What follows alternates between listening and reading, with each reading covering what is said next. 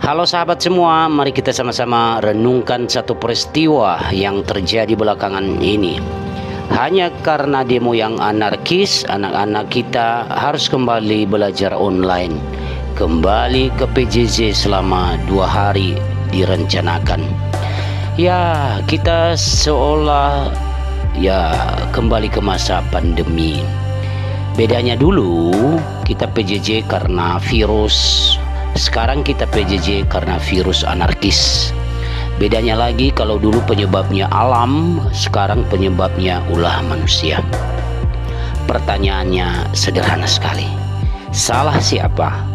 Kenapa demo yang seharusnya jadi ruang aspirasi rakyat malah berubah jadi provokasi? Saudaraku, bayangkan suasana sekolah. Murid-murid sudah senang bisa tatap muka, bisa ketemu teman, bisa jajan di kantin, bisa lihat guru marah-marah langsung. Maksudnya bisa belajar langsung. Tiba-tiba datang pengumuman, anak-anak besok sekolah kembali PJJ karena demo anarkis membuat situasi tidak aman. Untuk menjaga keamanan dan ketertiban dan keselamatan. Wah, ini sungguh luar biasa ya. Anak-anak pun kecewa. Ada yang bilang begini teman-teman, ya udah beli seragam baru, balik lagi ke Zoom. Bu guru, kuota saya sudah habis, jangan PJJ lagi dong, di rumah nggak ada wifi. Ada juga yang ketawa, yes bisa tidur sambil belajar lagi. Lucu memang, tapi di balik itu ada tragedi. Pendidikan lagi-lagi jadi korban. Kita tahu demo adalah hak rakyat, dijamin undang-undang. Rakyat punya hak untuk menyuarakan ketidakadilan. Isu yang membuat rakyat turun ke jalan jelas. Gaji DPR naik drastis, pajak makin tinggi. Sementara rakyat kecil termasuk ojol semakin terhimpit. Bahkan ada kisah tragis seorang driver ojol meninggal karena situasi di jalan. Seharusnya saudara-saudaraku, demo ini murni aspirasi rakyat, damai, jelas, terukur. Tapi apa yang terjadi? Demo berubah jadi anarkis. Fasilitas rusak, gedung-gedung jadi korban, bahkan sekolah pun terkena imbas. Anak-anak dipaksa belajar dari rumah.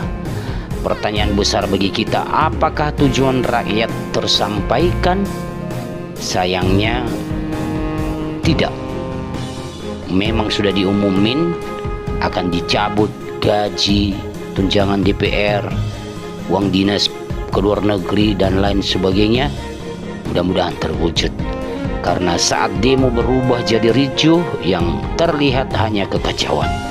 Pesan rakyat tertutup, asap provokasi. Apa dampak langsung pada pendidikan saudara-saudara? Mari kita lihat dampaknya.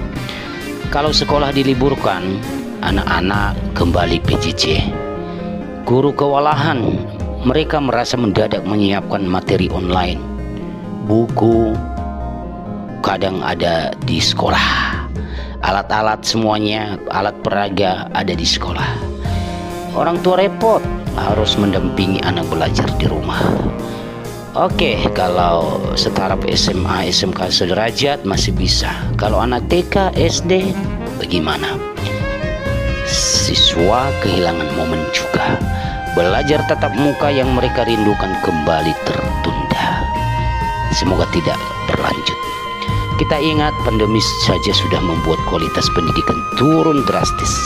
Anak-anak lebih sering main game daripada belajar. Dan sekarang hanya karena demo ricuh, mereka kembali ke pola itu. Pertanyaan pedih, apakah anak-anak kita harus terus jadi korban keputusan yang tidak bijak? Demo itu teman-teman ibarat konser musik. Kalau penonton nyanyi bersama, hasilnya indah. Tapi kalau penonton lempar kursi, yang trending bukan musiknya, tapi kerusuhannya. Begitu juga demo. Kalau damai, dunia mendengar. Kalau ricuh, dunia menutup telinga. Apa lucunya, ada siswa yang bilang, Pak, enakan PJJ sih, bisa sambil rebahan. Tapi gurunya jawab, kamu enak rebahan. Bapak gurunya stres nyiapin materi online mendadak. Humor ini menunjukkan satu hal, kerusuhan hanya menguntungkan provokator, bukan rakyat. Mari kita berikan kritisi kepada pemerintah. Kita juga tidak boleh menutup mata, pemerintah punya andil besar dalam memicu demo. Kenapa gaji DPR bisa naik setinggi itu sementara rakyat menjerit? Kenapa pajak dinaikkan tanpa memikirkan kondisi rakyat kecil? Kenapa keputusan-keputusan tidak bijak dibuat tanpa dialog dengan rakyat? Pemerintah seharusnya menjadi telinga rakyat, bukan hanya kantong rakyat. Jika kebijakan sejak awal transparan dan adil, demo ricuh mungkin tidak akan terjadi. Tapi kritik juga harus adil. Rakyat punya hak bersuara, tapi bukan hak untuk menghancurkan. Teman-teman, apa yang harus kita lakukan sebagai rakyat? Demo damai seharusnya sampai pesannya jelas. Lawan provokasi, jangan mau dimanfaatkan pihak tertentu. Gunakan media sosial. Sekarang suara rakyat bisa lebih luas lewat konten yang cerdas, bukan batu yang dilempar. Berikut, jaga fasilitas negara. Itu bukan milik pejabat, itu milik rakyat juga. Rakyat bisa marah, boleh, tapi jangan sampai anak-anak jadi korban lagi. Apa yang harus dilakukan pemerintah? Hai pemerintah, dengarkan aspirasi, bukan hanya laporan ekonomi. Bijak dalam mengambil keputusan, jangan main-main dengan nasib rakyat. Libatkan rakyat dalam musyawarah, bukan hanya elit politik. Jangan menutup kritik, karena kritik adalah vitamin demokrasi. 2 hari PJJ mungkin terdengar sebentar, tapi di balik itu ada luka yang lebih besar. Anak-anak kehilangan hak belajar, rakyat kehilangan fokus perjuangan, negara kehilangan kepercayaan. Semua itu terjadi karena satu hal, demo yang berubah jadi anarkis akibat provokasi. Maka kita harus ingat hal ini.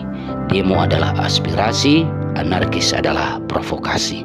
Dan provokasi hanya membawa kita mundur, bukan untuk maju. Saudara-saudaraku, para siswa, para guru, dan sebangsa dan setanah air, mari kita belajar dari kejadian ini. Jangan sampai anak-anak generasi penerus bangsa terus jadi korban. Kalau kita ingin perubahan, lakukan dengan damai. Kalau kita ingin didengar, bicara dengan aspirasi, bukan emosi. Karena negeri ini bukan milik DPR, bukan milik pejabat, tapi milik kita semuanya. Kalau kita ingin negara ini maju, jangan rusak rumah sendiri. Sekali lagi, demo adalah aspirasi, anarkis adalah provokasi. Mari kita jaga negeri ini bersama-sama. Tuhan memberkati.